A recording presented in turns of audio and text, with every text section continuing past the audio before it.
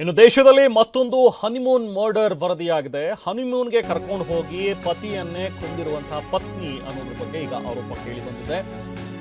ಪತಿ ಆಶೀಶ್ನನ್ನ ಪತ್ನಿ ಅಂಚು ಅನ್ನಾಕೆ ಕೊಲೆ ಮಾಡಿಸಿದ್ದಾಳೆ ಅನ್ನೋದು ಸುದ್ದಿ. ಮದುವೆಯಾಗಿ 3 ತಿಂಗಳಿಗೆ ಪತಿಯನ್ನ ಕೊಲೆ ಮಾಡಿಸಿದ್ದಾಳಂತೆ. ತನ್ನ ಬಾಯ್ ಫ್ರೆಂಡ್ ಜೊತೆ ಸೇರಿ ಪತಿ ಹತ್ಯೆಗೈದಿರುವಂತಹ ಪತ್ನಿ. ಅದಾದ್ಮೇಲೆ ಹಿಟ್ ಅಂಡ್ ರನ್ ಅಂತ ಹೇಳಿ ಕೇಸ್ ಬಿಂಬಿಸಿದ್ದು. ರಾಜಸ್ಥಾನದಲ್ಲಿ ನಡೆದಿರುವಂತಹ ಹನಿಮೂನ್ ಮರ್ಡರ್.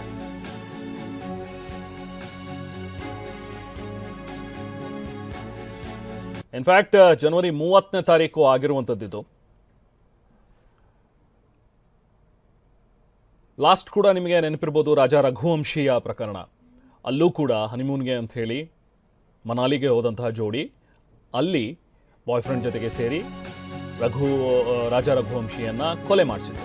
ಅದೇ ರೀತಿ ಜನವರಿ 30ರ ಕೇಸ್ ಇದೆ ಇನ್ನೊಂದು. ಇದೀಗ ಬಯಲಾಗಿದೆ. ಪಕ್ಕದ ಮನೆಯ ಸಂಜು ಎಂಬಾತನನ್ನ ಈಕೆ ಪ್ರೀತಿಸ್ತಾ ಇದ್ಲಂತೆ.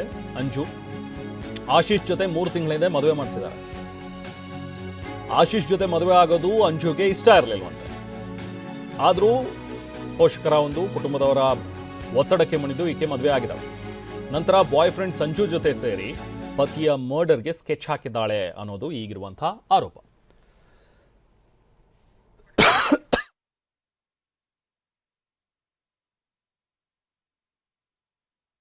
ಈ 3 ತಿಂಗಳು ಮಾತ್ರ ಜೊತೆಗಿದ್ಲು. ಮದುವೆ ಆಗಿ 3 ತಿಂಗಳ ನಂತರ ಆಕೆ ತವರಿಗೂ ಕೂಡ ವಾಪಸ್ ಬಂದಿದ್ಲು.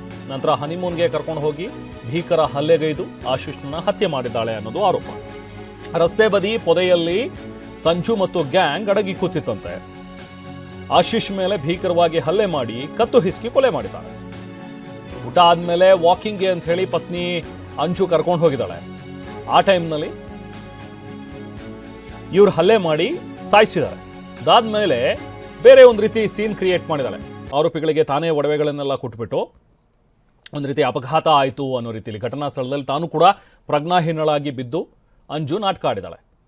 ಆಮೇಲೆ ಆರೋಪಿಗಳಿಗೆ ಈಕೆನೇ ಹೇಳಿದಂತೆ ಒಡವೆಗಳನ್ನೆಲ್ಲವೂ ಕೂಡ ತಗೊಂಡು ಹೋಗಿ, ಅಂದರೆ ಏನೋ ಒಂದು ಹಿಟ್ ಅಂಡ್ ರನ್ ಅಂತ ಹೇಳಿ ಆಗಬೇಕು, ಇಲ್ಲ ನಮ್ಮನ್ನು ಯಾರೋ ಬಂದು ಹೊಡೆದು ದೋಚ್ಕೊಂಡು ಹೋಗಿದ್ದಾರೆ ಅನ್ನೋ ರೀತಿಯಲ್ಲಿ ಬಿಂಬಿಸಬೇಕು ಅನ್ನೋ ರೀತಿಯಲ್ಲಿ ಅಂಚು ಈ ಎಲ್ಲ ಪ್ಲಾನ್ ಮಾಡಿದ್ಲು ಅನ್ನುವಂಥದ್ದು ಈಗ ಸದ್ಯಕ್ಕೆ ಕೇಳಿ ಬಂದಿರುವಂಥ ಆರೋಪ. ಅಪಘಾತದ ಬಳಿಕ ಚಿನ್ನಾಭರಣ ದೋಚಿದ್ದಾರೆ ಅಂಥೇಳಿ ಡ್ರಾಮಾ ಕೂಡ ಕ್ರಿಯೇಟ್ ಮಾಡಿದ್ಲು.